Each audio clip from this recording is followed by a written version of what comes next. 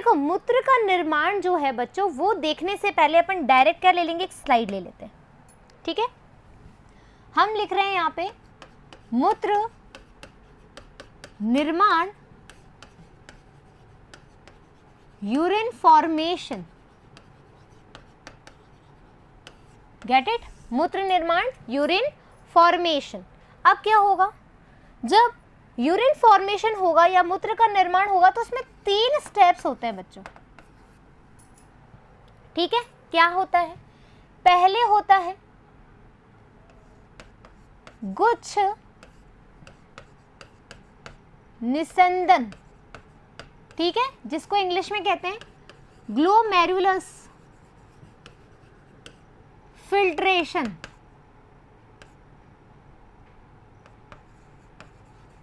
ठीक है, glomerulus filtration. दूसरा जो पॉइंट होता है वो होता है नलिका अवशोषण, नहीं पुनः अवशोषण, नलिका पुनः अवशोषण।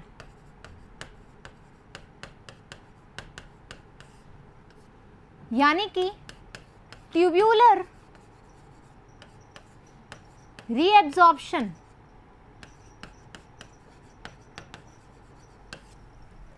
तीसरा जो वाक्य होता है वो होता है सिक्रीशन, यानी कि स्त्रवण, ठीक है, स्त्रवण या फिर सिक्रीशन। ये पॉइंट होते हैं 3। कब होता है, जब मूत्र का निर्माण होता है तब। पहली बात होगी ग्लोमेरुलस फिल्ट्रेशन, दूसरी बात होगी ट्यूबुलर रीअब्जॉर्प्शन यानी कि पुनः अवशोषण, नलिका पुनः अवशोषण, तीसरी बात होगी स्त्रवण। अब ये कैसे होगी वो हमें देखना है with the help of diagram. आ जाओ, हमें पता है ये है हमारा बोमन संपुट, ठीक है, ये है हमारी पीसीटी, ये है हैनले लूप और ये है हमारी डीसीटी। क्लियर दैट, ये बात पता है। ये है बोमन संपुट, ये है हमारी पीसीटी, ये है हैनले लूप और ये है डीसीटी। अब देखो, हमने बात करी थी कि अभिवाहिका धमनी, ठीक है, अभिवाहिका धमनी जो है वो क्या लेकर आ रही थी, वो ला रही थी O2, वो ला रही थी वाटर और वो ला रही थी साथ के साथ क्या, यूरिया। और इनके अलावा वो कुछ और आयन भी साथ में ले आती है, ठीक है, कुछ आयन को साथ में ले आती है जैसे पोटेशियम, सोडियम, सल्फेट,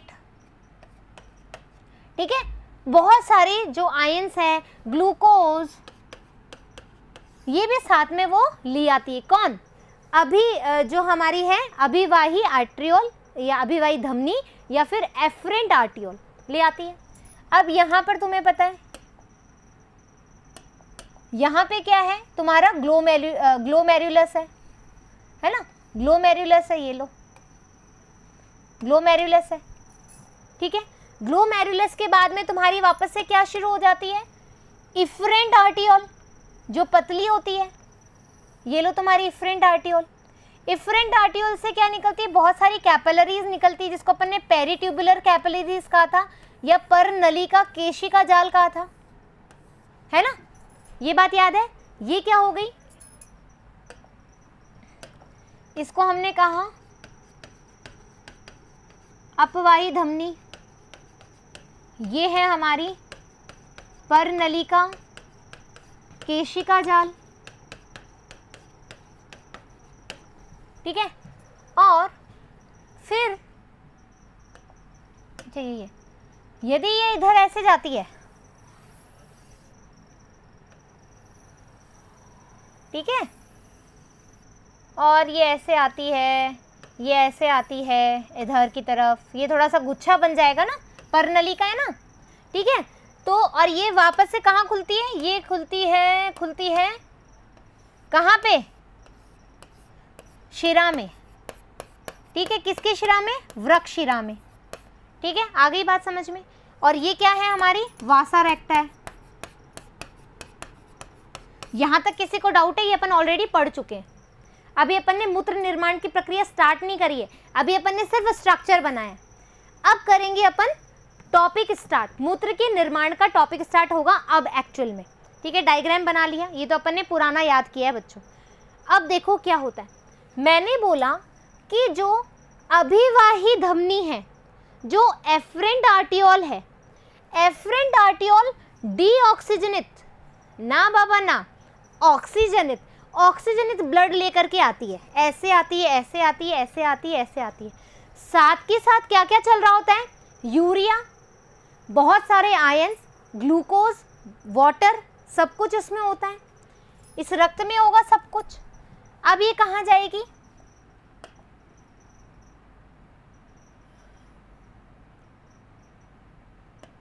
ठीक है, इससे बना लेती हूँ, नहीं फिर कंफ्यूजन हो जाएगा, किससे बनाऊं, हई हई, नहीं नहीं, कलर का लोचा हो रहा है,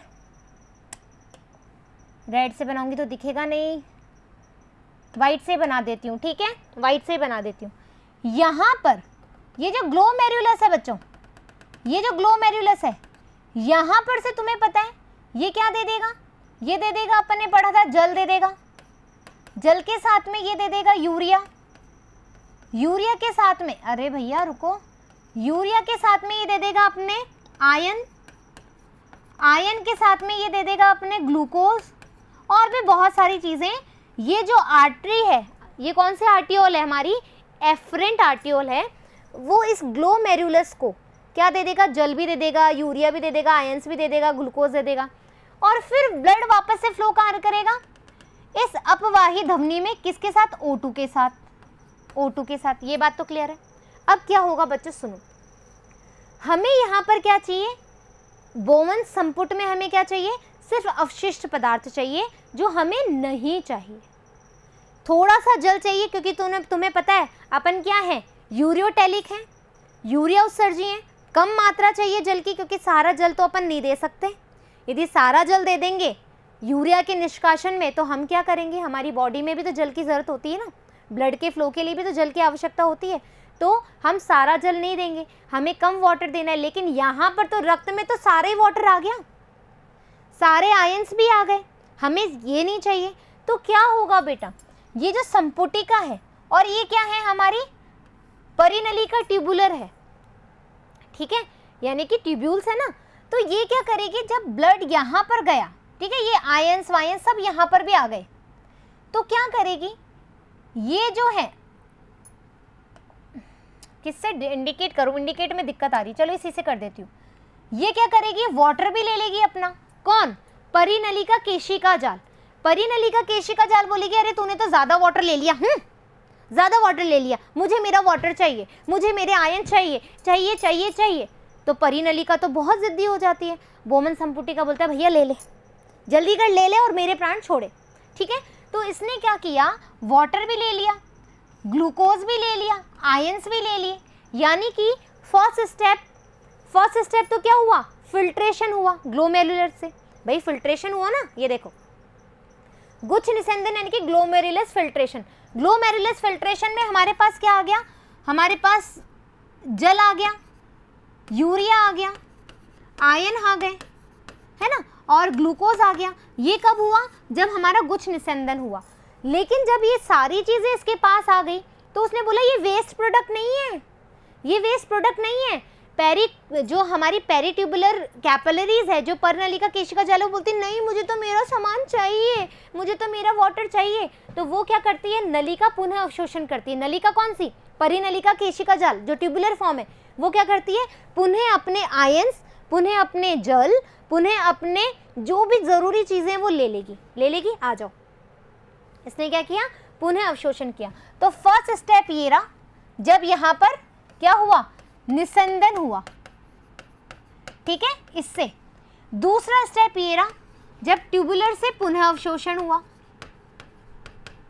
आई बात समझ में? पुनः अवशोषण हो गया। अब क्या हुआ?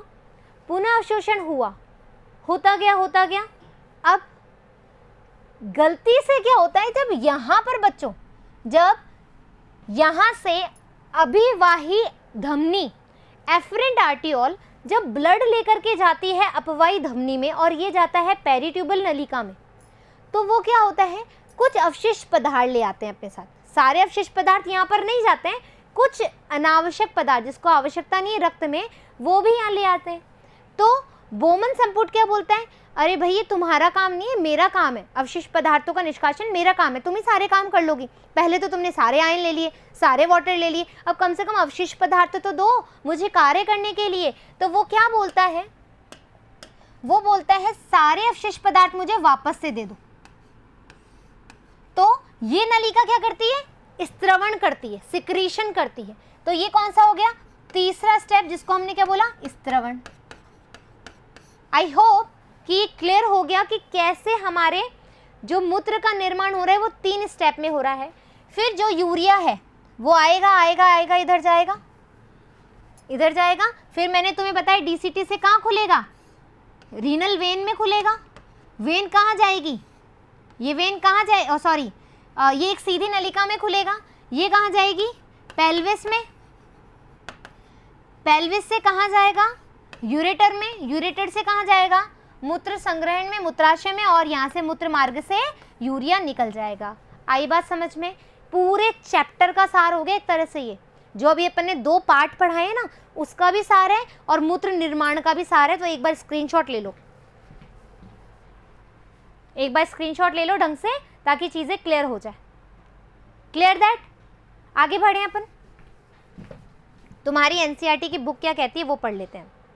आ जाओ, मूत्र निर्माण यहीं से है ना, हाँ ठीक है।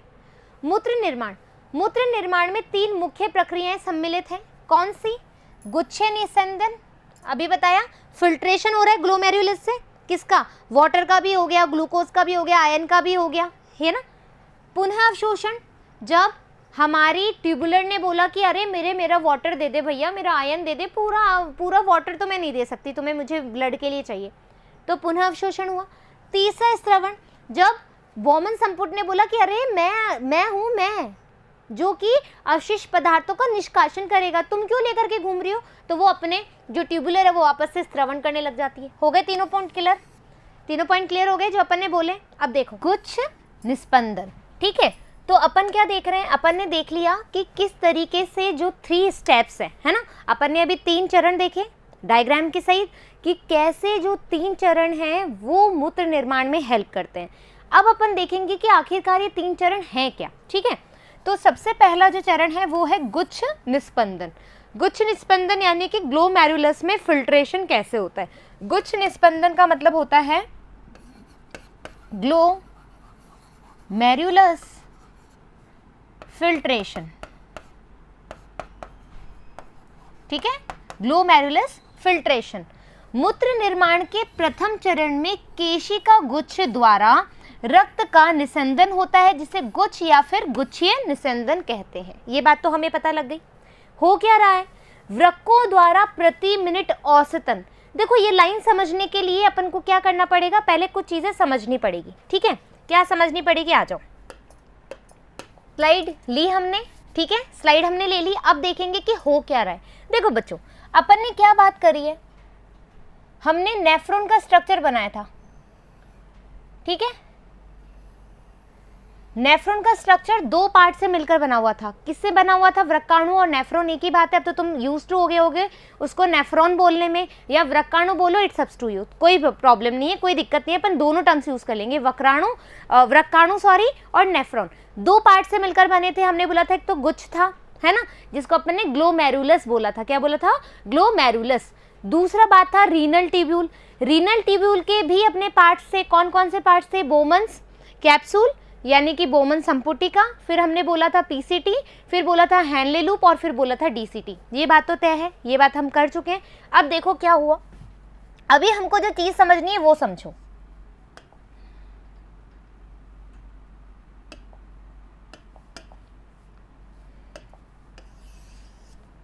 पहले अपन बनाएंगे ग्लोमेरुलस का अच्छा वाला स्ट्रक्चर, ठीक है।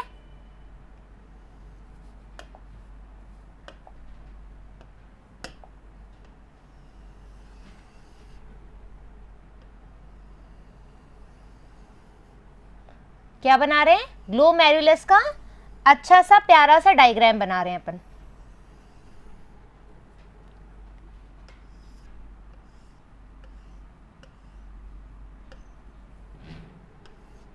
ये अपना बन गया ग्लोमेरुलस, ठीक है, यानी कि क्या बन गया? गुच्छ, गुच्छ बन गया। अब इस गुच्छ में कौन कौन सी परतें हैं हमें ये देखनी पड़ेगी। गुच्छ में कौन कौन सी परतें जो है समाहित है वो हमें देखनी पड़ेगी। आ जाओ देखते हैं। देखो बच्चों, गुच्छ जो है इसके अंदर कुछ ऐसी संरचनाएं होती है। इससे बना दूं वाइट से, थोड़ा सा छोटा कर लूं इसको पतला। गुच्छ में हमारे पास होती है इस तरह की अंदर की एक परत होती है, ठीक है। गुच्छ में ऐसी परत होती है, ऐसी परत होती है। अब तुम्हें याद हो तो हमने बात करी थी कि एपिथीलियम की, है ना, यानी कि उपकला की। उपकला में हमने बात करी थी शल की उपकला की। शल की उपकला जब अंदर की तरफ हो, वापस सुन लो बात, शल की उपकला जब अंदर की तरफ हो तो हमने उसको क्या बोला था? एंडोथीलियम, है ना। हमने क्या बोला था? उपकला, अंतः उपकला। तो अंतः उपकला यानी कि एंडोथीलियम बन गया। तो ये क्या हो गया? पहले ये पूरा बना हुआ है बेटा, इधर देखो, ये पूरा बना हुआ है। ऐसे सुंदर सा डायग्राम बना लो, ये ऐसे पूरा बना हुआ है।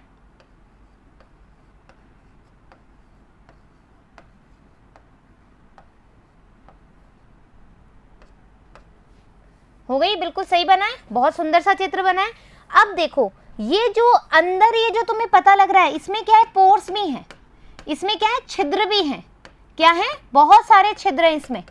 इस एंडोथीलियम में बहुत सारे छिद्र हैं, ठीक है। तो पहली बात, ये जो तुम्हें वाइट दिख रही है ये क्या है? शल की अंतः उपकला, अंतः उपकला, इसको हम बोल सकते हैं एंडोथीलियम।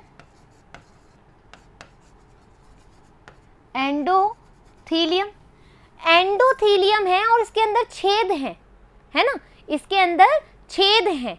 Clear that? तो हम इसको बोल रहे हैं, इसको हम बोल रहे हैं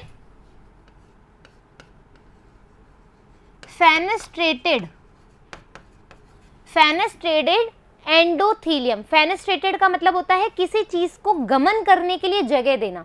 फेनेस्ट्रेटेड का क्या मतलब होता है? किसी चीज को निकलने के लिए जगह देना। तो यहां पर आपको पता है छेद ही छेद है भाई।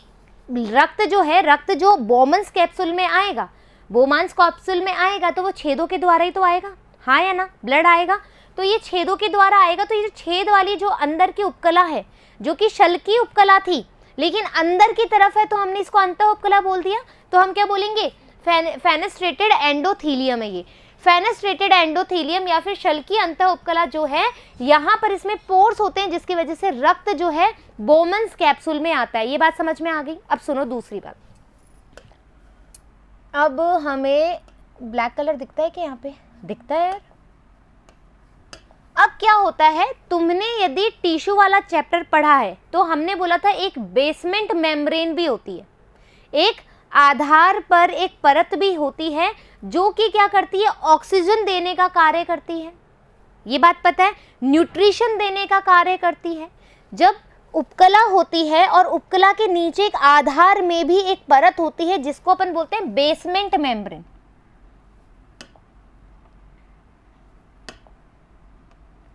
तो इसके नीचे भी बेसमेंट मेम्ब्रेन होगी, ठीक है। अरे यार थोड़ा छोटा करना पड़ेगा बच्चों, अंदर का डायग्राम खराब हो जाएगा नहीं। इसके नीचे भी बेसमेंट मेम्ब्रेन होगी, है ना, दिख रही है ना, विजिबल है। इसके नीचे भी बेसमेंट मेम्ब्रेन होगी और इसके नीचे भी ऐसे बेसमेंट मेम्ब्रेन होगी। क्या होगी? आधारीय परत। अच्छा नहीं बन रहा, ठीक है, ऐसे आधारीय परत होगी, ऐसे एक आधारीय परत होगी, ऐसे एक आधारीय परत होगी जो उसको न्यूट्रिशन प्रोवाइड कराएगी। क्या प्रोवाइड कराएगी? इसको न्यूट्रिशन प्रोवाइड कराएगी।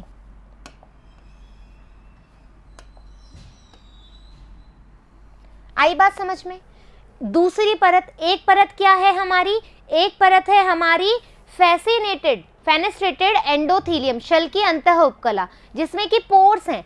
दूसरी कौन सी परत हो गई हमारी, बेसमेंट मेम्ब्रेन। कौन सी हो गई हमारी, इसको मैं सोच रही हूँ कोई अलग कलर से कर दूं, कहीं दिख भी रहा है कि नहीं, समझ में नहीं आ रहा। ठीक है, मैं ऐसे कर देती हूँ इसको, अब ज्यादा विजिबल हो जाएगी। ये लो, ये क्या है, बेसमेंट मेम्ब्रेन है, आधारीय परत है। ठीक है, ये क्या है, इधर आ जाओ, आधारीय परत। ठीक है, पहली परत है हमारी ये वाली, यानी कि पहली जो परत है वो है हमारी शल की अंतः उपकला यानी कि फेनेस्ट्रेटेड एंडोथीलियम। दूसरी है आधारीय परत, किसकी है, ग्लोमेरुलस की, जो कि क्या करती है, उसको आधार देती है। आधार कैसे होगा, न्यूट्रिशन प्रोवाइड कराने का कार्य करेगी। Clear that? अब देखो,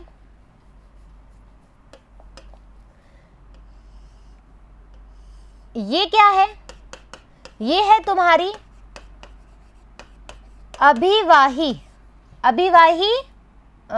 धमनी, और इधर जो पतली सी है ये कौन सी होगी तुम्हारी, अपवाही धमनी। ये तो याद है तुम्हें, ये तो चीज तुम्हें याद है। ठीक है, अब क्या होगा, ये होगा बोमन्स कैप्सूल इसके नीचे। ठीक है, इसके नीचे क्या होगा, बोमन्स कैप्सूल। आओ जरा बना ले बोमन्स कैप्सूल अपन। अब बोमन्स कैप्सूल में होगा ये, ठीक है, ये क्या है हमारा, बोमन्स कैप्सूल है।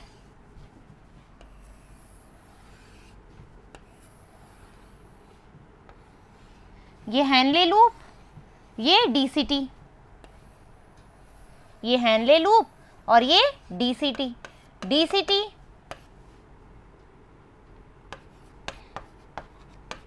हैनले लूप, पीसीटी और बोमांस संपुटिका। ठीक है, अब ये बोमान संपुटिका जो है, मैम बताना क्या चाह रही है बच्चों, इस बोमान संपुटिका पर एक पैर जैसे होता है, पोडियम जैसा होता है, जो पकड़ लेता है, जो पाद होते हैं वो होता है। ठीक है, जिसको अपन देखो, एक मिनट बताऊं, पोडोसाइट्स भी कहते हैं, पदाणु, हिंदी वर्ड देख रही थी मैं, पदाणु होता है पोडोसाइट्स। आ जाओ, बोमन संपुट। अब बोमन संपुट जो है वो अंदर से कैसे बना है, इसको कलर कैसे करूं मैं, दिख रहा है। ठीक है, बोमन संपुट पे भी अंदर की तरफ उपकला पाई जाती है।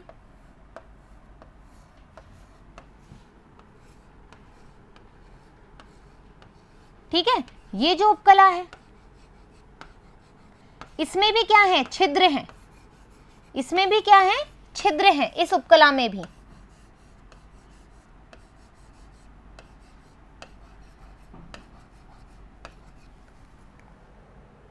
जिसको हम कहते हैं स्लिट पोर।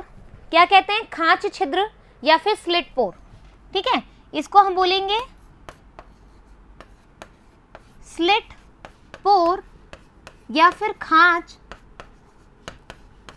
छिद्र।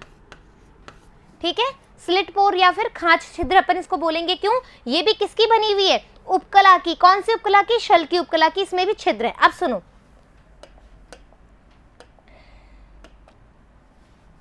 और कौन सा कलर है जो यहां अच्छे से दिखेगा, फिर है अपने पास पोडोलाइट्स। पोडोलाइट्स या फिर पदाणु क्या है, ठीक है, यहां से कुछ इस तरीके से,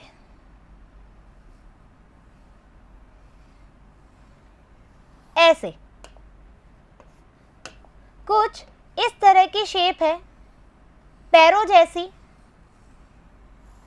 ठीक है, ये पैरों ने इसको जकड़ रखा है। बोमन्स संपुटिका के पास पैर जैसी, ऐसा अपन ऐसे कुछ लगाते हैं ना, ऐसे पकड़ने के लिए, जकड़ने के लिए, तो इसके पास क्या है, ऐसा जकड़ने के लिए, जैसे अपन क्लचर लगाते हैं, जैसे अपन क्लचर लगाते हैं ना बालों में, लड़कियों, गर्ल्स क्लचर लगाते हैं अपन। क्लचर क्या करता है, हमारे बालों को यूं पकड़ लेता है, तो सेम यहाँ पर ये क्लचर लगाया तुमने, और इस क्लचर को अपन ने क्या बोला है, इस क्लचर को हमने बोला है पदाणु। या फिर पोडोसाइट्स।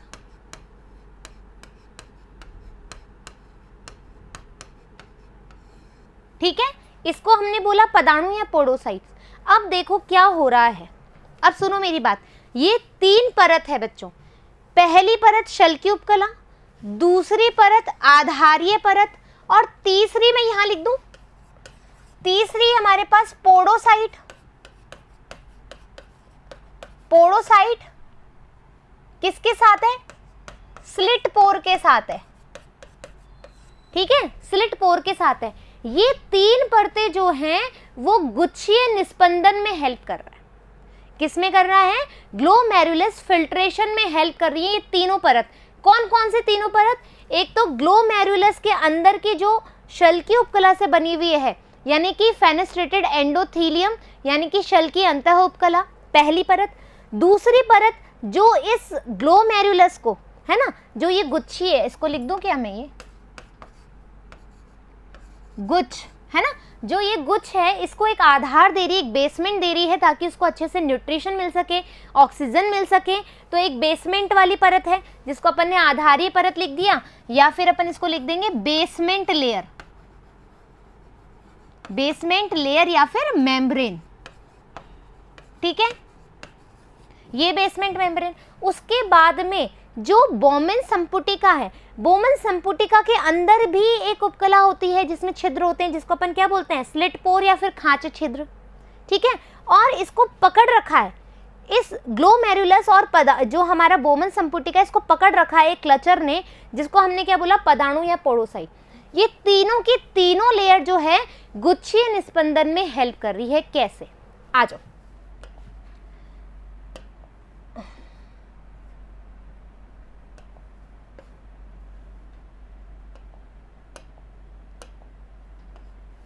ठीक है, रक्त आया यहां से, यहां से क्या आया? रक्त। ठीक है, यहां से रक्त आएगा, रक्त इधर से आएगा, यूं थोड़ा पतला कर लेती हूँ नहीं तो गंदा लग रहा है। ठीक है, ये रक्त आया।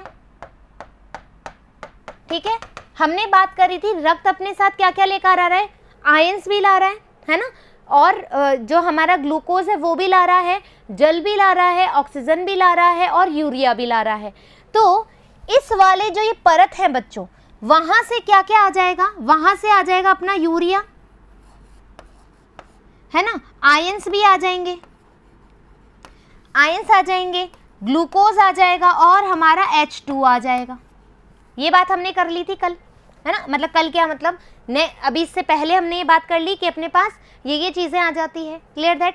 यहां तक कोई डाउट है क्या? एक बार स्क्रीनशॉट लो, फिर अपन अपनी एनसीईआरटी की बुक में चलेंगे तो तुम्हें बेहतर तरीके से समझ में आ जाएगा कि मैं कहना क्या चाह रही हूँ। चलो एक बार स्क्रीनशॉट ले लो। Done, screenshot done. अब देखो क्या क्या है, तुम्हारी बुक में चलते हैं। बुक में चलोगे तुम्हें एक एक चीज समझ में आ जाएगी।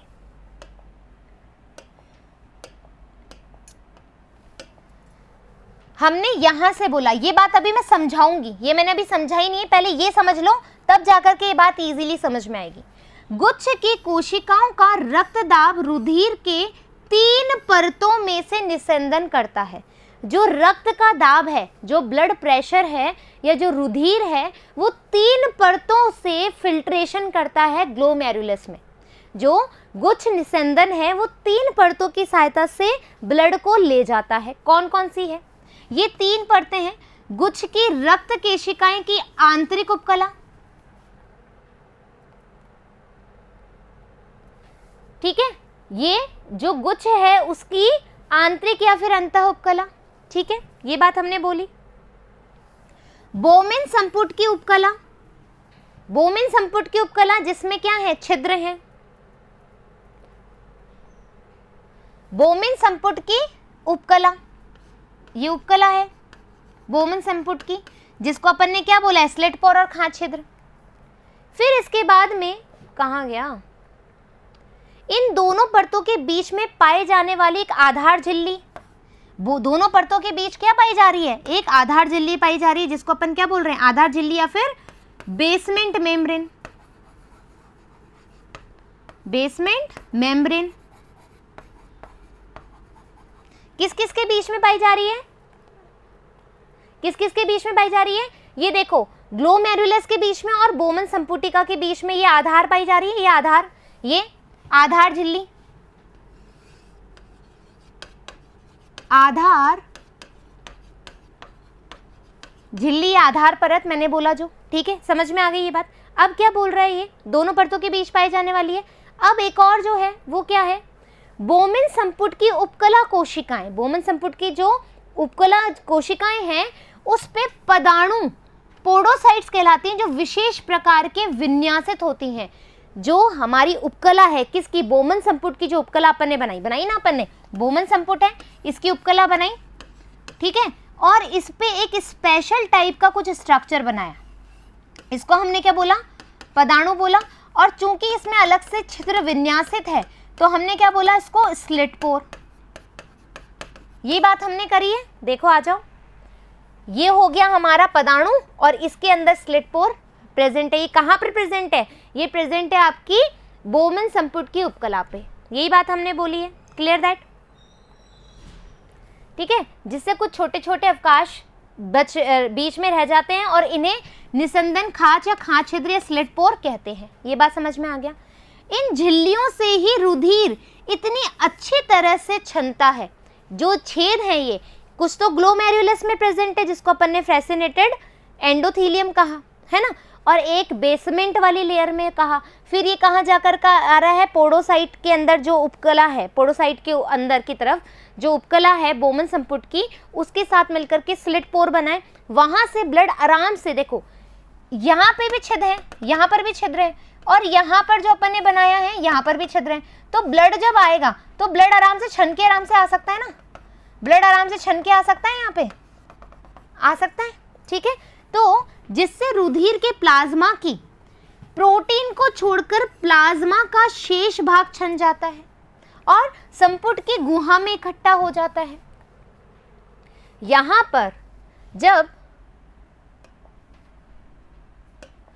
ब्लड आएगा तो ब्लड कहां भर जाएगा? यहां पे ब्लड इस संपुटिका के पूरे इस खांच में भर जाएगा, ब्लड भर जाएगा।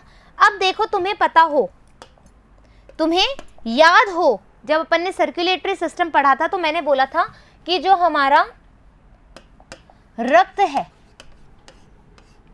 है ये बना होता है प्लाज्मा से, है ना, और रक्त कोशिकाओं से या संगठित पदार्थ से, ठीक है, जिसमें से प्लाज्मा हमारा कितना था? 55% था, और हमारा ये कितना था? 45%। याद आ रही है ये चीज़? ये बात हम कर चुके हैं ऑलरेडी कि ये हमारा 45% था और ये हमारा 55%। तो प्लाज्मा जो है, प्लाज्मा 55% था, जिसके अंदर से हमारे 92 से 96% तो जल था, ठीक है, और 6 से 8% हमारे पास प्रोटीन थे। प्रोटीन भी 3 तरह के थे, एल्ब्यूलिन, ठीक है, फाइब्रोजिन और हमारा ग्लोब्यूलिन। तो बच्चों एल्ब्यूलिन जो था ये ऑस्मेटिक प्रेशर को बनाए रखा था। ये अपन सर्कुलेटरी सिस्टम की बात कर रहे हैं अभी, बहुत जरूरी है इसलिए बता रही हूँ। एल्ब्यूलिन क्या कर रहा था? जल परासरण दाब को बनाए रख रहा था, जल की परासरणता को बनाए रखता था। ये बात याद आ गई। तो अपन जब ये कह रहे हैं कि भाई प्लाज्मा जो है अच्छे से छन के आ रहा है प्रोटीन को छोड़ के, तो प्लाज्मा में पूरा जल आ रहा है, उसके साथ साथ आयंस भी आ रहे हैं। ये चीज हमने बोल दी ये बात।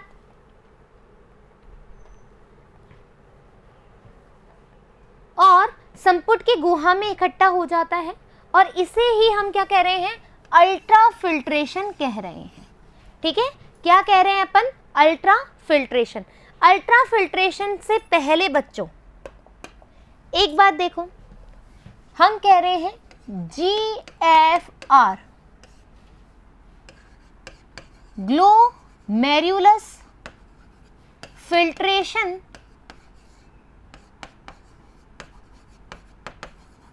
रेट, गुच्छ निस्यंदन दर, GFR, ठीक है।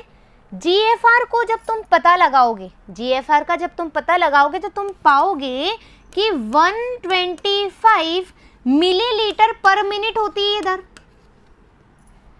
यानी कि पर मिनट 125 ml ब्लड जो है ना, 125 ml ब्लड जो है वो क्या होता है, फिल्टर होता है, निस्संदन होता है। आई बात समझ में?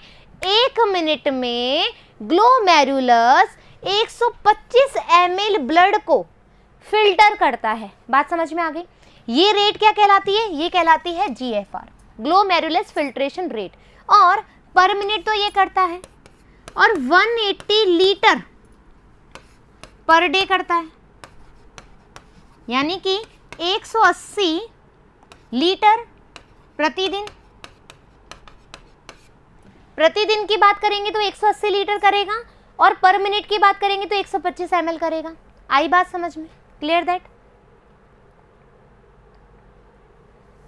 वृक्कों द्वारा, अच्छा अभी अपन ने आगे तो नहीं करा, अपन की आगे एक लाइन छूटती थी, याद है?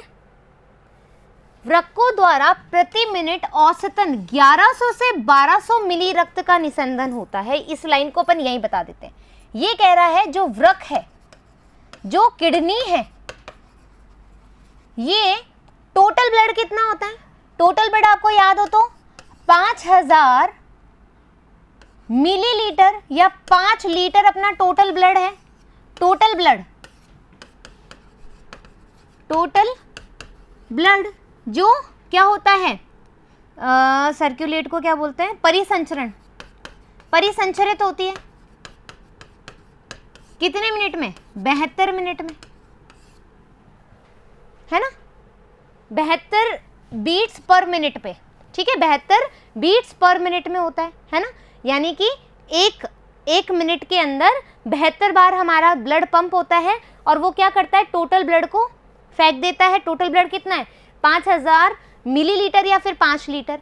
अब कह रहा है कि जो किडनी है बेटा, जो किडनी है वो क्या करती है, 1100 से 1200 मिलीलीटर रक्त का निस्संदन करता है ना? जो 1100 से 1200, यानी कि हम बोल सकते हैं 5000 का, ठीक है? 5000 का ये केवल 1वां भाग है, ये केवल 1वां भाग है। तो 1/5वां भाग के बराबर होता है। 1 मिनट में निकल रहा है, 1 मिनट में तो निकलता है, 72 बार 1 मिनट में तो धड़कता है। तो 72 बार में ये जब 5000 मिलीलीटर है, 5000 लीटर है, तो किडनी तो 1100 से 1200 ml ही कर रही है। सुनो मेरी बात, अब वापस से आ जाओ, सुन लो अच्छे से। देखो पहले देखो, हम कुल ब्लड, कुल रक्त प्रति मिनट परिसंचरित होता है,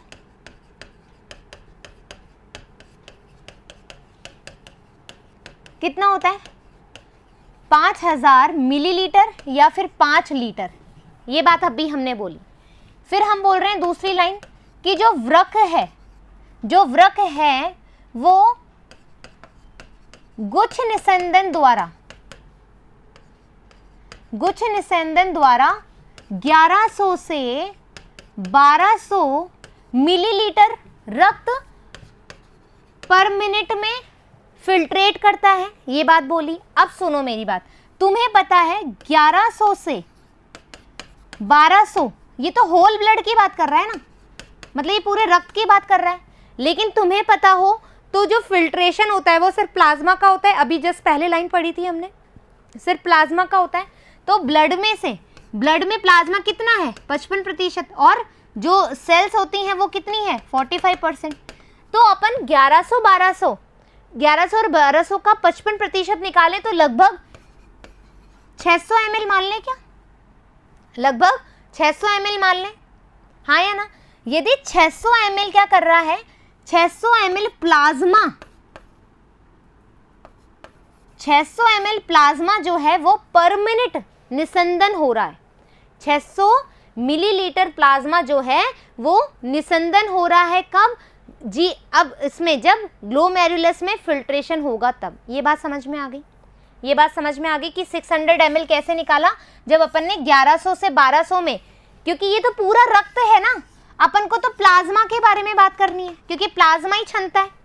प्लाज्मा तो 55% है। 1100 से 1200 में से प्लाज्मा कितना होगा? 600 ml ही तो होगा, है ना, 600 ml होगा। तो ये 600 ml टोटल ब्लड का कितना होगा? 1/5वां भाग। ये है इसकी जो निस्संदन होता है, जो निस्संदन होता है। एक बार इसका स्क्रीनशॉट लो, ले लिया स्क्रीनशॉट, ले लिया, डन। आ गई बात समझ में? अब देखो क्या हुआ है। अब हमने बोल दिया, ये हमने निकाल लिया 600 ml, 600 ml प्लाज्मा। अब एक और चीज सुनो, हमने बोला GFR, GFR कितनी है हमारी? ये है हमारी 125 ml पर मिनट, है ना। और हमने बोला टोटल प्लाज्मा, ठीक है, टोटल प्लाज्मा कितना आया हमारा? 600 ml, है ना, पर मिनट, पर मिनट 600 ml हमारा प्लाज्मा आया। तो इसको कैसे ज्ञात लगाते हैं कि भैया आपको देखना है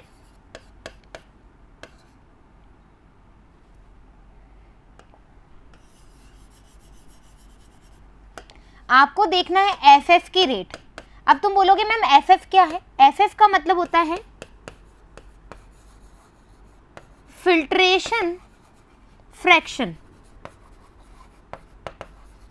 फिल्ट्रेशन फ्रैक्शन यानी कि जो निस्संदन हुआ है, एक्चुअल में जो निस्संदन हुआ है, जो फिल्ट्रेट हुआ है, उसका कितना भाग है, निस्संदन भाग कितना है। तो निस्संदन भाग को पता लगाने के लिए आप देखोगे जो कुल गुच्छ निस्संदन पर मिनट या फिर प्रति मिनट बटा कुल प्लाज्मा निस्संदन प्रति मिनट, प्रति मिनट। तो तुमने अभी पता लगाया, क्या आया? 125 तो तुम्हारा क्या है? गुच्छ निस्संदन हुआ है। हमने बात करी है इसकी, देख लो अच्छे से, अभी बताती हूँ तुम्हें कहाँ बात करी है अपन ने।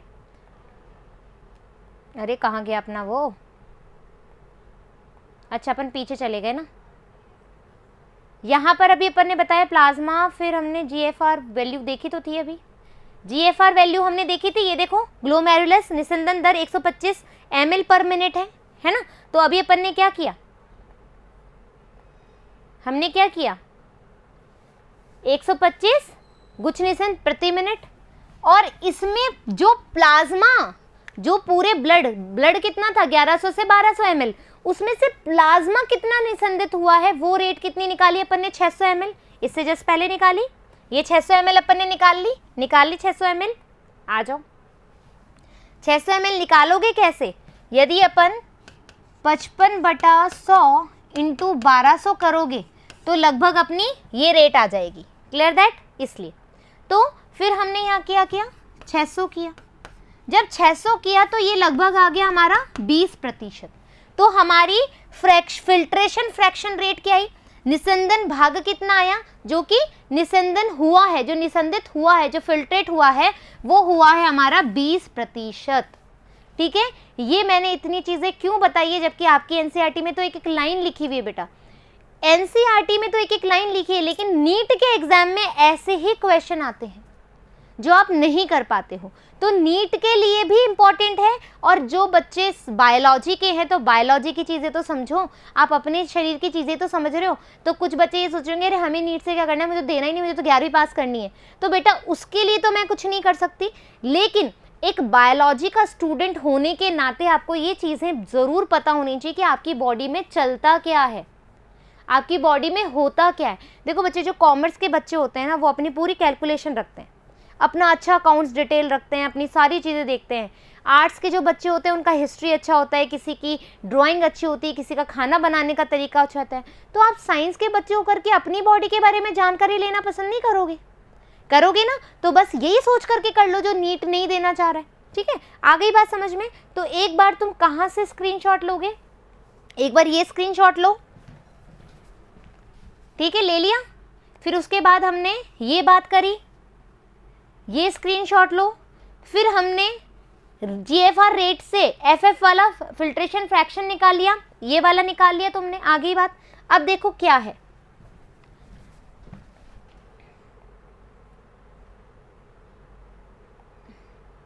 हमने बोला इसलिए इसे परानिषंदन या फिर अल्ट्रा फिल्ट्रेशन कहते हैं। वृक्कों द्वारा प्रति मिनट GFR कहलाती है। जो GFR क्या है, अभी हमने बताया ग्लोमेरुलस फिल्ट्रेशन रेट, गुच्छ निस्यंदन दर, ठीक है। एक स्वस्थ व्यक्ति में ये दर कितनी होती है, 125 मिलीलीटर प्रति या 180 लीटर प्रति दिन होती है। गुच्छ निस्यंदन की दर के नियमन के लिए, अब ये इंपॉर्टेंट है जो मैं अभी तुम्हें समझाने वाली हूँ।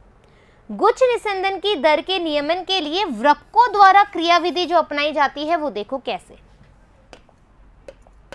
एक लाइन को देखो कैसे समझना पड़ेगा।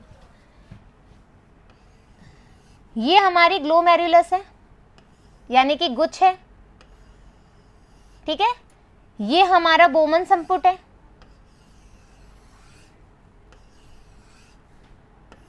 ये इसकी पीसीटी है, ये इसका हेनले लूप है और ये इसकी डीसीटी है, ठीक है। ये बार बार नहीं बताऊंगी, जो समझने वाली बात है वो समझो अभी फिलहाल, ठीक है। हम कह रहे हैं ग्लोमेरुलस से प्रति मिनट 125 ml की दर से फिल्ट्रेशन होता है। कितना मिनट, 125 ml पर मिनट। फिर हमने इसका प्रतिशत भी निकाल लिया, लगभग 20%। फिर हमने ये भी निकाल लिया कि प्लाज्मा कितना हो रहा है, लगभग 600 ml। ये बात हमने निकाल ली अच्छे से। कितना भाग है टोटल ब्लड का, 1/5 पार्ट है, 1/5वां भाग है, ये भी हमने देख लिया। अब ये बोल रहे हैं कि नियमन कैसे करेंगे। तो बच्चों, ग्लोमेरुलस के द्वारा जो ब्लड यहां पर आएगा, ठीक है, इसमें हम बोलेंगे glomerulus blood hydrostatic pressure, GBHP। क्या बोला, इधर लिख रही हूं, ग्लोमेरुलस ब्लड, हिंदी भी बताऊंगी don't worry, blood hydrostatic pressure. इसको हम हिंदी में लिखते हैं गुच्छ रक्त द्रव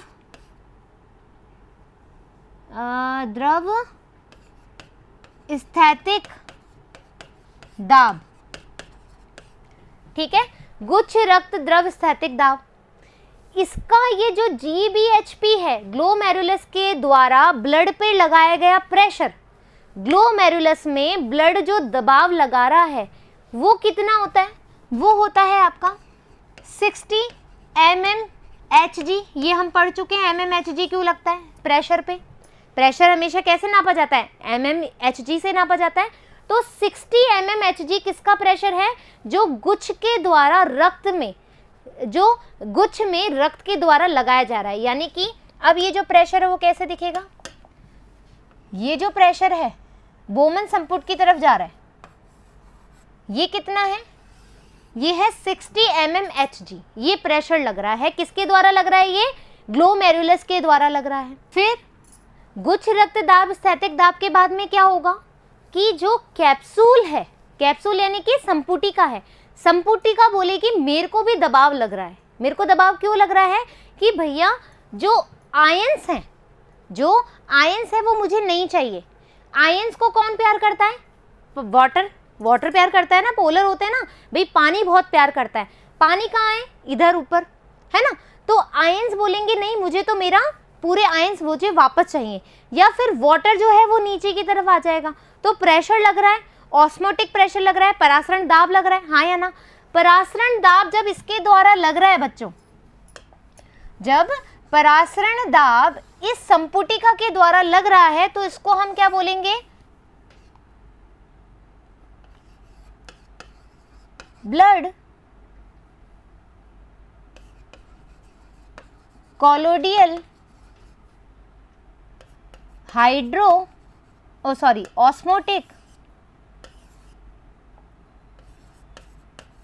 ऑस्मोटिक प्रेशर,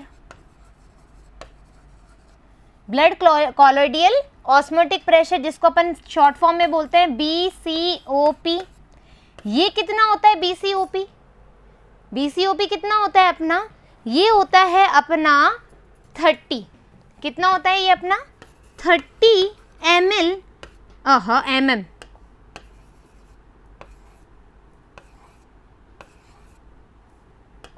30 mm Hg। इसका प्रेशर कितना होगा? 30 mm Hg। अब भैया संपुटी का वापस से बोलेगी कि मुझे तो क्या करना है, आयंस भी भेजना है और प्रोटीन्स भी भेजने हैं, ठीक है।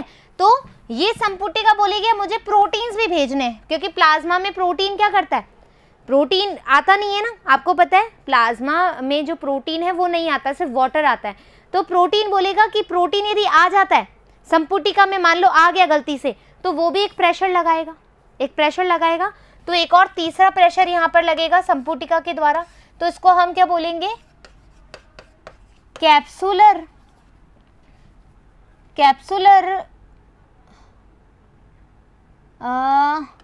Hydrostatic pressure. यानी कि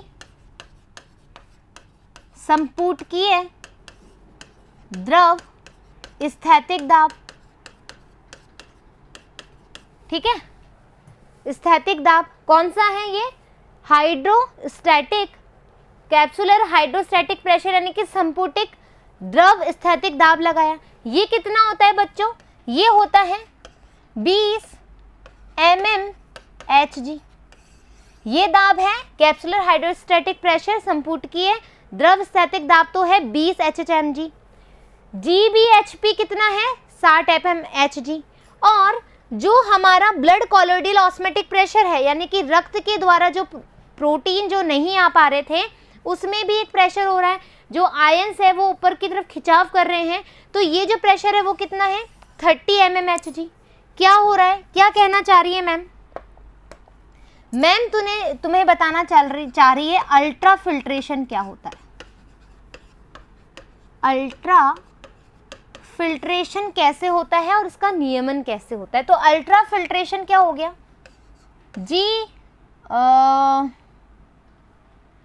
GBHP minus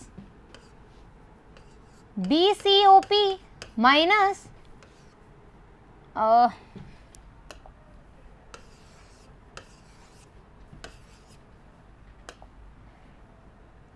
CHP minus BCOP। ये कितना है, 60 है, ये कितना है, 30 है, ये कितना है, 20 है। तो ये माइनस बाहर है, गणित आती है ना थोड़ी बहुत, माइनस बाहर है तो अंदर वाला प्लस हो जाएगा, तो ये हो जाएगा कितना, 50, और ये कितना रह जाएगा, 60। 60 में से 50 गया तो कितना आ जाएगा, 10 mm Hg का जो प्रेशर है बच्चों, 10 mm Hg का प्रेशर है, ये किसके द्वारा लग रहा है, ये लग रहा है तुम्हारे गुच्छ निस्यंदन के द्वारा या गुच्छ के द्वारा या निस्यंदन के द्वारा, जिससे कि तुम्हारा 20% प्लाज्मा आ रहा है। ये प्रेशर है तुम्हारा 10 mm Hg। कितना है, ग्लोमेरुलस का जो निस्यंदन दाब है वो कितना है तुम्हारा, 10 mm Hg। आ गई बात समझ में, फिल्ट्रेशन रेट समझ में आ गई। इसी को क्या बोलते हो, अल्ट्रा फिल्ट्रेशन कहते हो। तुम्हारी कॉपी में क्या लिखा हुआ है, इसका एक बार स्क्रीनशॉट ले लो बेटा, स्क्रीनशॉट ले लो एक बार फटाफट से, ठीक है। स्क्रीनशॉट लिया, फिर इसके बाद में तुम अल्ट्रा फिल्ट्रेशन का स्क्रीनशॉट ले लो। अब देखो क्या हुआ, अपन ने ये तो सही लिखा ना, 20 और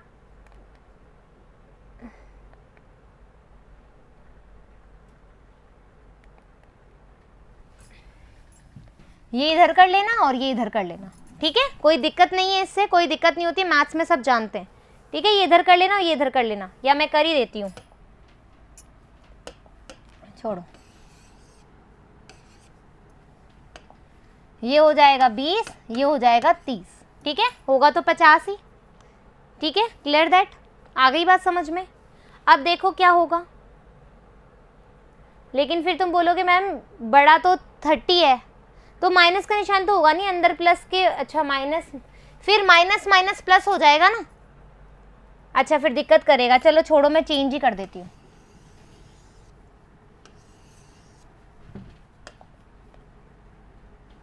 क्या है, ठीक है, CHP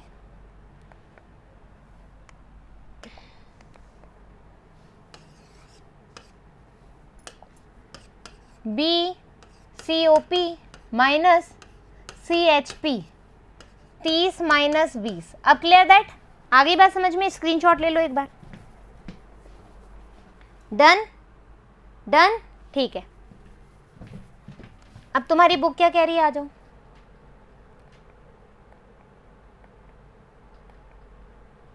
गुच्छ निस्यंदन की दर के नियमन के लिए अपन ने नियमन करा है कि 10 mmHg जो है वो गुच्छ का निस्यंदन एक मतलब GFR जो है ना, गुच्छ फिल्ट्रेशन रेट जो है वो किस पे डिपेंड करती है? उस दाब पे डिपेंड करती है। वो कितना दाब है? 10 mmHg। और वो किसके द्वारा लग रहा है? गुच्छ के द्वारा लग रहा है। क्लियर दैट है? उससे अपन क्या पता लगा पा रहे हैं? गुच्छ निस्यंदन की दर का नियमन कर पा रहे हैं। आ गई बात समझ में क्यों अपन ने वो चीज करी है? अब देखो क्या आ रहा है, पुनः अवशोषण। पुनः अवशोषण क्या है? देखो, गुच्छीय आसन उपकरण द्वारा एक अति सूक्ष्म क्रियाविधि संपन्न की जाती है। ठीक है, ये विशेष संवेदी उपकरण अभिवाही व अपवाही धमनिकाओं के संपर्क स्थल पर दूरस्थ समालित नलिका की केशिकाओं के रूपांतरण से बनता है। ठीक है, ये चीज समझने के लिए तुम्हें क्या लेना पड़ेगा? एक एक्स्ट्रा स्लाइड लेनी पड़ेगी। तो हमने क्या बोला? हमने भी बात कर ली नेट फिल्ट्रेशन प्रेशर की। नेट फिल्ट्रेशन प्रेशर क्या है? देखो, अभी हमने बात करी थी इससे पहले, ये जो हमारा, अरे ये नहीं, ये जो आ रहा है बच्चों, इसको अपन बोलते हैं नेट फिल्ट्रेशन प्रेशर। ठीक है, कुल निस्यंदन दाब। ठीक है, ये अपन ने निकाल लिया कुल निस्यंदन दाब। कुल निस्यंदन दाब कहाँ पर होता है?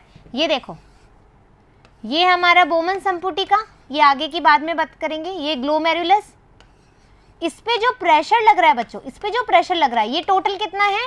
10 mmHg। किसके द्वारा लग रहा है? ये ब्लड के द्वारा। ये बात समझ में आ गई? ये बात अभी हमने करी।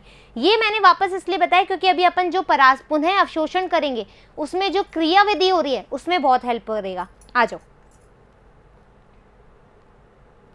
ये अपन ने स्लाइड ले ली। अब देखो क्या हो रहा है, ये अपना हार्ट है। ठीक है, ये अपना हार्ट है।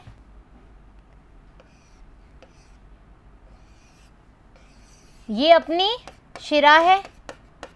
ठीक है, और यहां से अपनी क्या निकल रही है? धमनी। ठीक है, ये है नॉर्मल।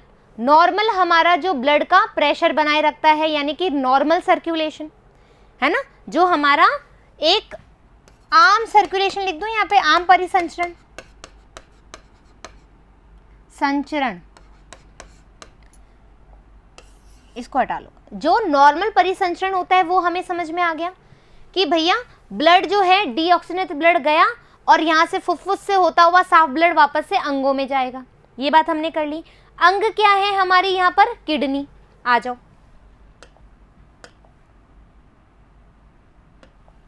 है ना, अंग क्या है हमारे यहाँ पे?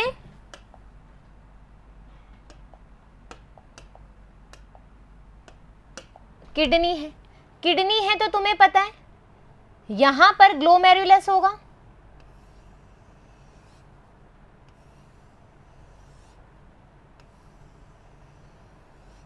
ठीक है, ये ग्लोमेरुलस का गुच्छा है।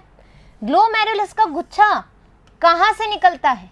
ये वाला जो ऐसे है। ठीक है,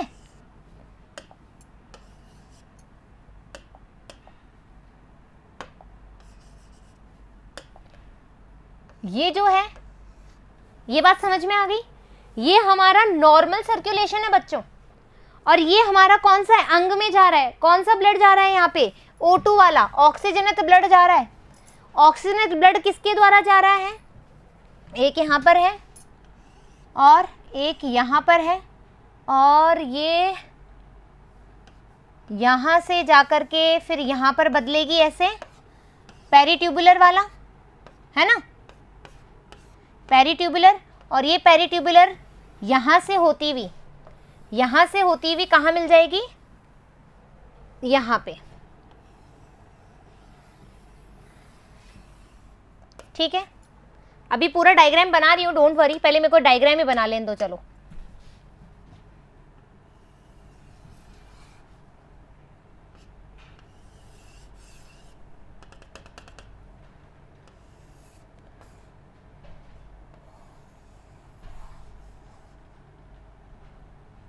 ठीक है, अभी ये डायग्राम ऐसे ही बन पाएगा। ठीक है, ये हो गई हमारी पीसीटी, ये हो गया हेनले लूप और ये हो गया डीसीटी। ठीक है, और ये परिकेशिका नाल हो गई, है ना, या फिर जाल हो गया, जो भी बोलो तुम। अब देखो, पहले मैं नेमिंग कर लेती हूँ। ठीक है, ये हमारा हो गया गुच्छ, ये हमारा हो गया बोमान संपुटिका। ठीक है, और ये हमारी होगी रीनल वेन। ठीक है, और ये नॉर्मल सर्कुलेटरी की शिरा है। फाइन, और ये हमारी होगी रीनल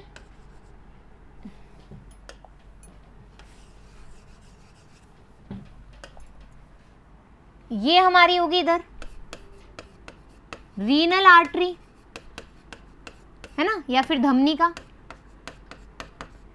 रीनल धमनिका जब ये मोटी हो जाती है, O2 लेकर के आती है, तो इसको हम क्या कहते हैं? इसको हम कहते हैं अभिवाही धमनिका। याद है ना ये बात, अभिवाही धमनिका। ये कौन सी कहलाएगी हमारी? अपवाही धमनिका। ये थोड़ी पतली बना देती हूं।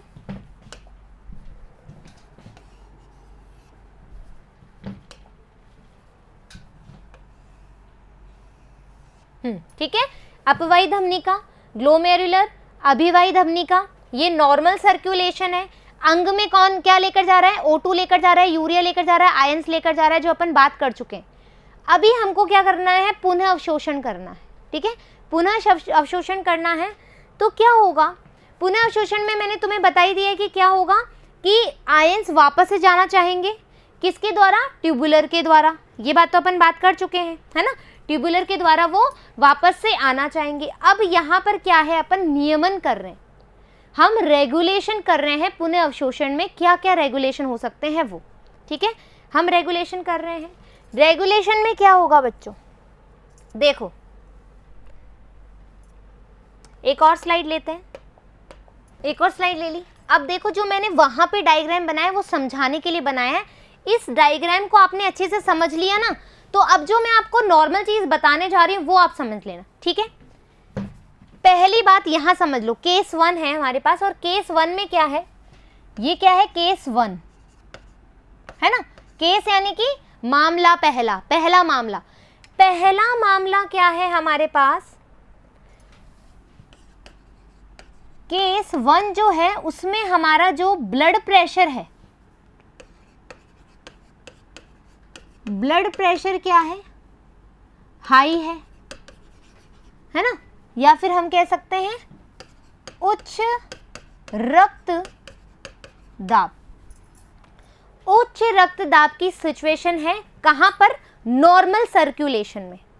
नॉर्मल सर्कुलेशन में उच्च रक्त दाब की कंडीशन है। अब हमें देखना है कि यदि मेरे यहां पर उच्च रक्त दाब चल रहा है, हाई ब्लड प्रेशर हो रहा है, तो क्या यहां पर भी कोई प्रेशर में चीजें चेंज होगी? क्या यहां पर जो अपन 125, अपन क्या बोलते हैं? कलर चेंज कर लेती हूं, रुको। अपन बोलते हैं 125 मिलीलीटर पर मिनट GFR है ना, क्या है? ग्लोमेरुलस का फिल्ट्रेशन रेट है, और 180 लीटर पर डे है।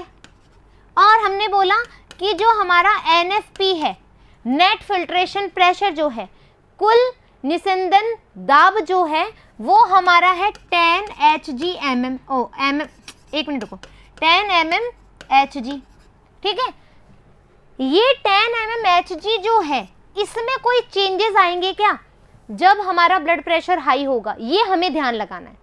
हमें ये ध्यान लगाना है कि जब पुनः अवशोषण हो रहा है या पुनः अवशोषण हो गया मान लो, और यदि हमारी बॉडी में या हमारे नॉर्मल सर्कुलेशन में हाई ब्लड प्रेशर है, तो किडनी का जो प्रेशर होगा 10 mmHg, इसमें भी कोई अंतर आएगा क्या? ये बात हमें पता लगानी है। तो ये बात पता लगाने के लिए हमने क्या किया है? सुनो, हमने बोला कि ये है हमारा नॉर्मल सर्कुलेशन, ये इससे समझ जाना आप, मैं वापस पूरा डायग्राम नहीं बना रही, टाइम वेस्ट होता है। ये है हमारा नॉर्मल सर्कुलेशन। नॉर्मल सर्कुलेशन से तुम्हारी ये निकल रही है हमारी आर्टरी। अब तुम्हें पता है जो अभिवाही आर्ट्रियोल है, अभिवाही धमनी का जो है, जो एफरेंट आर्ट्रियोल है, ये मोटी होती है। ठीक है, ये सॉरी पहले नॉर्मल साइज कर देते हैं अपन इसका। ठीक है, ये हमें पता है इतनी मोटी होती है, फिर ये ग्लोमेरुलस में जाती है। ठीक है, और फिर यहाँ इफरेंट जो होती है वो थोड़ी पतली होती है, ये बात हमें पता है, ये नॉर्मली बात पता है। अब यहाँ पर क्या हो रहा है सुनो, यहाँ पर जो ब्लड है बच्चों, यहाँ पर जो रक्त है वो बहुत ज्यादा प्रेशर से आ रहा है। क्यों? कंडीशन हमने क्या लिखा है, ब्लड प्रेशर हाई है, उच्च रक्तदाब है। उच्च रक्तदाब होगा तो ब्लड जो है बहुत प्रेशर से आएगा, बहुत प्रेशर से आएगा तो ये छोटी सी धमनी में से तो नहीं निकल सकता, तो धमनी फूल जाती है। जो हमारी अभिवाही धमनी का है, जो हमारी एफरेंट आर्टियोल है वो फूल जाती है। तो एफरेंट आर्टियोल का जो साइज था बच्चों, एफरेंट आर्टियोल का साइज था वो बढ़ करके ऐसे पहुंच जाता है। एफरेंट आर्टियोल का साइज जो है वो बढ़ जाता है। ठीक है, बढ़ जाएगा। हमें पता है हमारा एनएफपी कितना है, 10 mmHg। तो भैया प्रेशर से आ रहा है ब्लड, प्रेशर से आ रहा है। अब इतना प्रेशर से जाएगा तो यहाँ पर भी प्रॉब्लम करेगा, यानी कि किडनी में जो है वो प्रेशर जो है वो क्लियर चेंज होगा। तो हमें ऐसा नहीं करना है। हमारी किडनी बहुत स्मार्ट है, हमारी किडनी जो है, हमारी जो वृक्क है वो बहुत स्मार्ट है। वो कहती है कि हाई ब्लड प्रेशर तेरे पास होगा भैया, दिल जो हृदय है तेरा ब्लड प्रेशर तेरे पास रख, मेरी किडनी में हाई ब्लड प्रेशर नहीं कर सकता तू। क्यों करेगा भाई? मैं उसका नियमन करूंगा, मैं उसको रेगुलेट करूंगा। रेगुलेट कैसे करता है बच्चों? देखो, हमको क्या करना है, इसकी मोटाई को तो कम करना है। हमको क्या करना है, इसकी मोटाई को तो रोक के रखना है। यदि मोटाई बढ़ रही है तो दिक्कत आ रही है। यदि हम हाई ब्लड प्रेशर के दौरान भी इसकी मोटाई सेम ही रखें तो हमारी प्रॉब्लम सॉल्व, हमारी प्रॉब्लम सॉल्व। ये बात समझ में? तो सुनो मेरी बात, आपको पता है कि ये जो आर्टरी होती है धमनिका होती है, ठीक है बच्चों, धमनिका जो होती है इसमें जब ये मोटी होती है तो यहाँ पर कैल्शियम पंप क्या होता है, कैल्शियम पंप स्टार्ट हो जाता है। ट्रांसपोर्टेशन पढ़ा है ना, आवागमन वाला पढ़ा होगा आपने चैप्टर में, 12th में है, आप देख सकते हो, सर्च कर लेना, ई कक्षा पे आपको मिल जाएगा। लेकिन अभी हमको क्या समझना है, अभी आपने नहीं भी पढ़ा है तो भी समझ में आएगा, चिंता मत करो, परेशान होने की बात नहीं है। जब आर्टरी जो है, जो आर्ट्रियोल जो है अभी हमारे पास एफरेंट आर्ट्रियोल है, जब ये बड़ी हो जाती है बच्चों तो यहाँ पर कैल्शियम पंप जो है वो एक्टिव हो जाते हैं, कैल्शियम पंप एक्टिव हो जाते हैं। ये कैल्शियम पंप, आपको पता है हमारी कैल्शियम जो हमारी बॉडी में होता है, मैंने तुम्हें बताया था मांसपेशियों में कैल्शियम जो होता है वो क्या करता है, संकुचन का कार्य करता है। तभी तो अपन मोटेलिटी कर सकते हैं, तभी तो अपन ऐसे कर सकते हैं, संकुचन कर सकते हैं।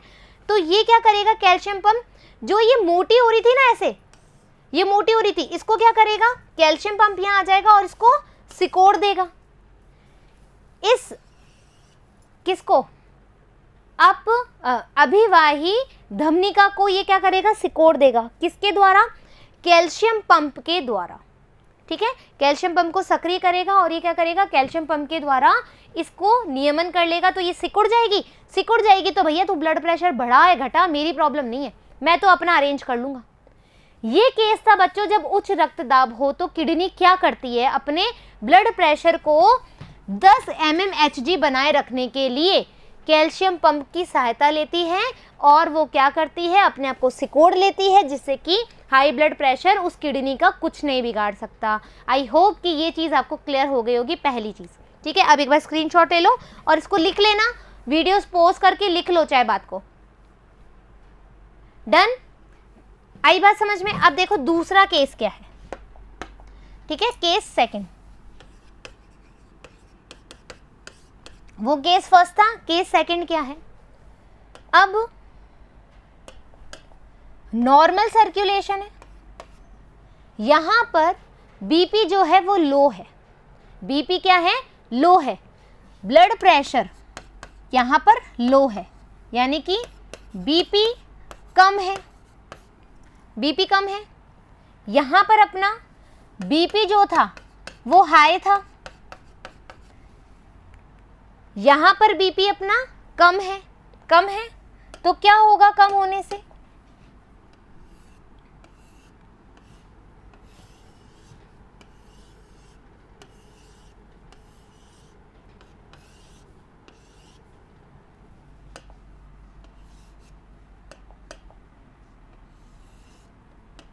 ठीक है, ये हमारा ग्लोमेरुलस, ये हमारा संपुटिका, ये पीसीटी, ये हेनले लूप और ये डीसीटी। ठीक है, मैं बार बार डायग्राम पूरा नहीं बनाना चाहती हूँ, बट फिर भी आ गई बात समझ में। अब सुनो, यहाँ पर अपनी क्या कंडीशन है? ब्लड प्रेशर लो है, ब्लड प्रेशर लो है, ब्लड प्रेशर लो है तो ब्लड यहाँ पे कम आएगा।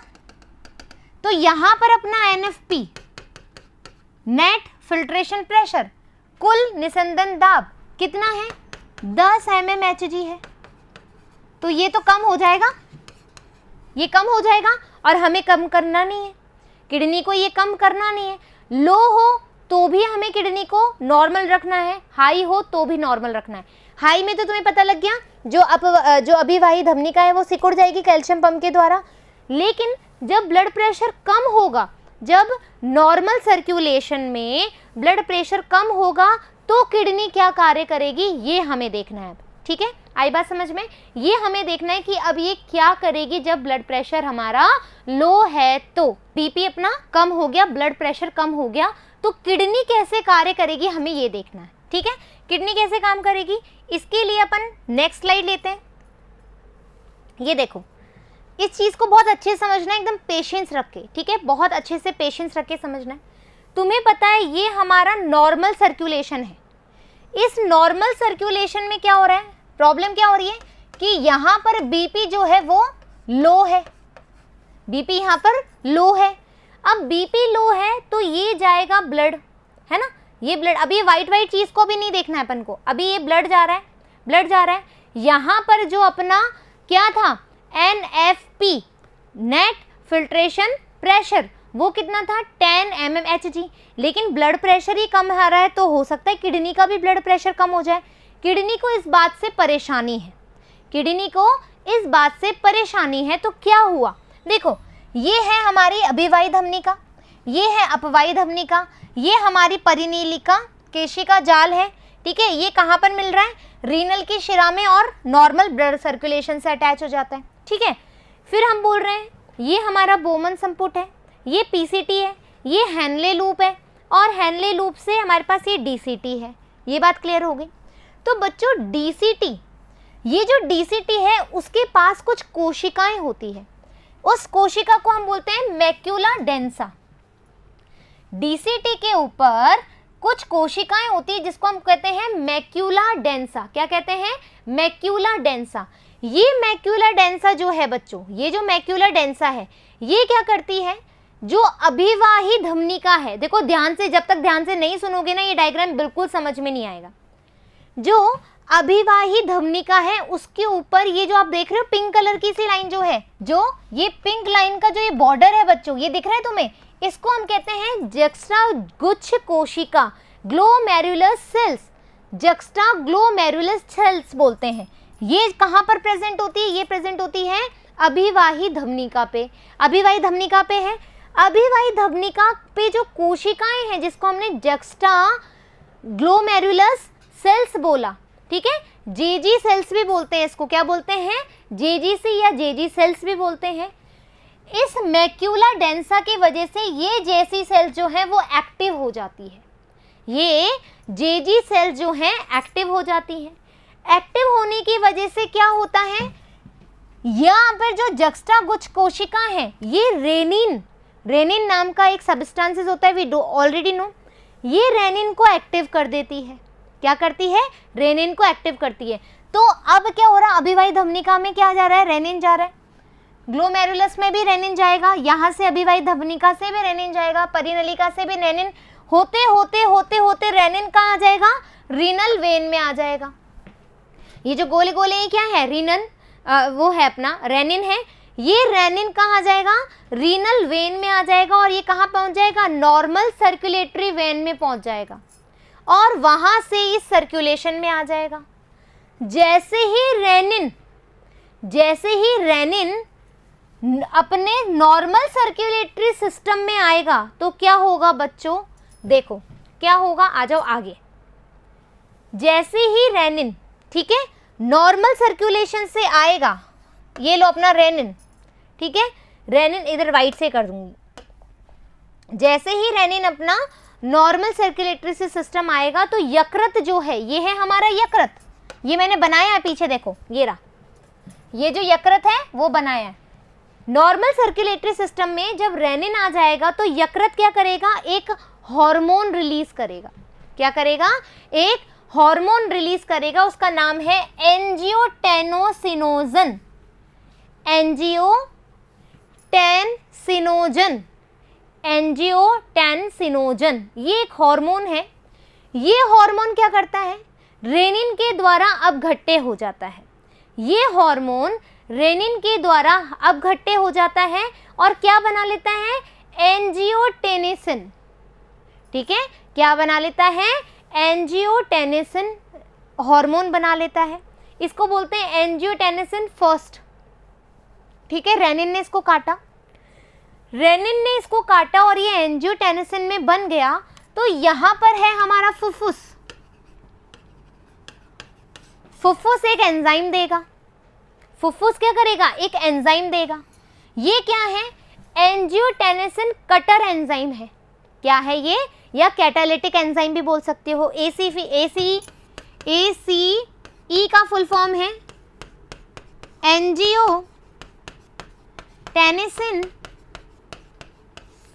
Catalytic enzyme. ठीक है, एंजियोटेनिसिन कैटालिटिक एंजाइम ACE है। ये ACE क्या करेगा, इस एंजियोटेनिसिन को एंजियोटेनिसिन सेकंड में कन्वर्ट कर लेगा और जैसे ही AC सेकंड बनेगा, ये बोलेगा कि भैया ब्लड प्रेशर लो नहीं करना हमें सर्कुलेशन में, हमें ब्लड प्रेशर को नॉर्मल करना है। जो हमारा ब्लड प्रेशर नॉर्मल कितना होता है, 120/80। जब इस ब्लड प्रेशर को नॉर्मल हो जाएगा तो किडनी पे कोई फर्क पड़ेगा, किडनी पे कोई फर्क नहीं पड़ेगा। बीपी लो होने से, बीपी हाई होने से तो वैसे ही फर्क नहीं पड़ा था, लेकिन बीपी लो होने से भी कोई फर्क नहीं पड़ा। क्यों, क्योंकि क्या किया, देखो वापस से आ जाओ, एक बार वापस समझा रही हूँ। हमने बोला केस सेकंड में बीपी लो है, बीपी लो है, हमारा NFP 10 mmHg है। अब यहाँ पर से धीरे धीरे ब्लड आएगा तो यहाँ पर प्रेशर में दिक्कत आएगी। इस प्रेशर की दिक्कत को हमें कम करना है, कम करना है। तो हमने क्या किया कि भैया जब नॉर्मल सर्कुलेशन नहीं चल रहा था, बीपी लो हो रहा था, तो क्या हुआ, जो हमारी DCT है, नेफ्रॉन का जो DCT है, उस पर कुछ कोशिकाएं होती है, उसको हम बोलते हैं मैक्यूला, मैक्यूला डेंसा। ये मैक्यूला डेंसा क्या करती है, जो अभिवाही धमनिका पर प्रेजेंट जक्स्ट्रा कोशिकाएं हैं या जक्स्ट्रा ग्लोमेरुलर कोशिकाएं हैं, उसको एक्टिव कर देती है। जब ये एक्टिव हो जाएगी तो जक्स्ट्रा गुच्छ कोशिकाएं क्या करेगी, रेनिन को सिक्रीट कर देगी इस ब्लड में। क्या करेगी, रेनिन का ब्लड में स्रवण करा देगी। ये रेनिन अब जाएगा जाएगा जाएगा अपिवाही धमनिका में, अपिवाही धमनिका से जाएगा हमारी परिनलिका में, परिनलिका से जाएगा ये हमारी रीनल वैन में, रीनल वैन से जाएगा वापस से नॉर्मल सर्कुलेटरी की वेन में, वेन में जाएगा। नॉर्मल ब्लड सर्कुलेशन में क्या आ गया, रेनिन आ गया। यहाँ तक क्लियर दैट, रेनिन आ गया।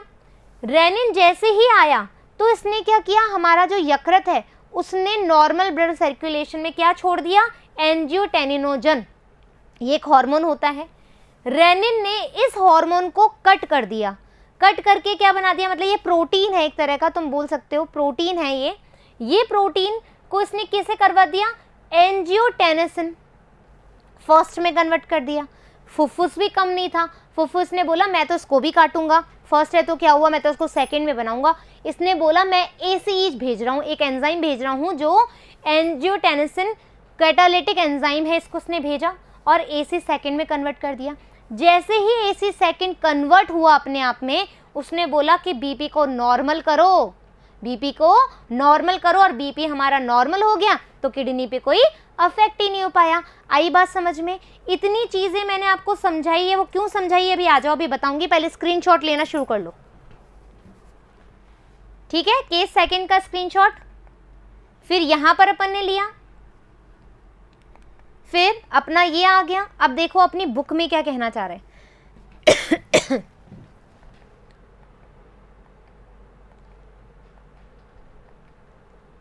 अब क्या कहना चाह रहा है, देखो, गुच्छी आसन उपकरण द्वारा एक अति सूक्ष्म क्रियाविधि संपन्न की जाती है। ये जो क्रियाविधि अपन पढ़ चुके हैं केस फर्स्ट और केस सेकंड, वो ही क्रियाविधि है। ये विशेष संविधि उपकरण अभिवाही व अपवाही धमनिकाओं के संपर्क स्थल पर डिपेंड करता है। ये बात हमने करी है कि भाई जब अभिवाही धमनिका चौड़ी हो जाएगी ब्लड प्रेशर ज़्यादा आने से, तो हमें उसको कम करना है कैल्शियम आयन कॉन्सेंट्रेशन करके, ठीक है। और यदि बीपी लो है और वो आर्ट्रियोल जो है वो कम हो जाएगी या ब्लड कम आएगा, तो भी हमें क्या करना है, तो यानी कि दोनों अभिवाही और अपवाही धमनिका पे डिपेंड है ये वाला प्रेशर। संपर्क स्थल पे दूरस्थ सांवलित नलिका की केशिकाओं के रूपांतरण से बनता है, यानी कि डीसीटी पे, है ना, ये क्या बोल रहा है, डीसीटी पे हमारे पास क्या है, मैक्यूला डेंसा है। मैक्यूला डेंसा ने मॉडिफिकेशन किया और क्या करा, जो जक्स्टा ग्लोम्युलर सेल्स थी, जेजी सेल्स थी, उसको एक्टिव किया। एक्टिव करने से उन्होंने क्या किया, गुच्छ निस्संदन दर में गिरावट आने पर इस आसन गुच्छ की केशिकाओं से क्या निकलने लग गया है, रेनिन निकलने लग गया है ना, रेनिन आ गया। भाई आपको अभी तो मैंने बताया क्या करा, वापस सुनो, जो मैक्यूला डेंसा है उसने एक्टिव किया, किसको एक्टिव किया, जक्स्टा ग्लोमेरुलर सेल्स को करा, यानी जेजी सेल्स को किया, जिसकी वजह से जो ब्लड है उसमें क्या आने लग गया, रेनिन आ गया, या फिर ग्लोमेरुलर में क्या आने लग गया, रेनिन आ गया। ये आ गया रेनिन।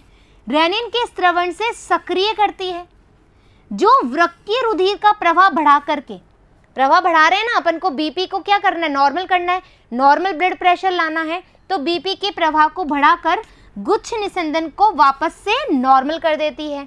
नॉर्मल कर दिया, अपन ने भी बोला नॉर्मल कर दिया। अब प्रतिदिन बनने वाले निस्संदन का आयतन कितना है, 180 प्रति लीटर प्रतिदिन, और उत्सर्जित मूत्र कितना होता है अपना, 1.5 लीटर। ये अपन बात कर लिए पहले कि तुलना की जाए तो ये समझा जा सकता है कि 99% जो निस्संद है को वृक्क नलिकाओं द्वारा पुनः अवशोषित किया जाता है। ये मैंने बात कर ली। पेरीट्यूबुलर क्या बोलती है, वो बोलती है कि मुझे मेरा पोषण वापस से दो, मुझे पूरा वाटर वापस से दो। यदि 180 लीटर जो ब्लड है हमारा, जो फिल्ट्रेशन है वो प्रॉपर हमारा यूरिन में बदल जाए, तो फिर हमारी बॉडी कैसे काम करेगी। तो ट्यूबुलर क्या बोलती है, पेरीट्यूबुलर क्या बोलती है, मुझे तो मेरा वापस से पूरा वाटर दो, आयंस दो, ये बात कहती है। तो पुनः अवशोषण समझ में आ गया, इसे पुनः अवशोषण कहते हैं। यह कार्य वृक्क नलिका की उपकला कोशिकाएं अलग अलग खंडों में सक्रिय अथवा निष्क्रिय होकर के करती है। ये भी अपन ने देख लिया कैसे, ब्लड प्रेशर हाई होगा तो कब होगा, ब्लड प्रेशर लो होगा तो कैसे काम करेंगी। उदाहरण, निस्संदिग्ध पदार्थ जैसे ग्लूकोज, अमीनो अम्ल, सोडियम, हमारा ये मैंने बताई दिया आपको, परिवहन से पुनः अवशोषित कर लिए जाते हैं, जबकि नाइट्रोजन निष्क्रिय रूप से अवशोषित होते हैं। ये ध्यान रखिएगा बच्चों। एक्टिवली कौन रीऑब्जर्वेशन कर रहा है और पैसिवली कैसे हो रहा है। तो आप बात करोगे कि भैया ग्लूकोज, अमीनो अम्ल, सोडियम, ये जो होते हैं इसमें अपन एक्टिव, ठीक है, एक्टिव ट्रांसपोर्ट कराते हैं, या फिर हम बोल रहे हैं सक्रिय रूप से होता है। और जब नाइट्रोजनी क्षार होगा उसको निष्क्रिय रूप से कराएंगे।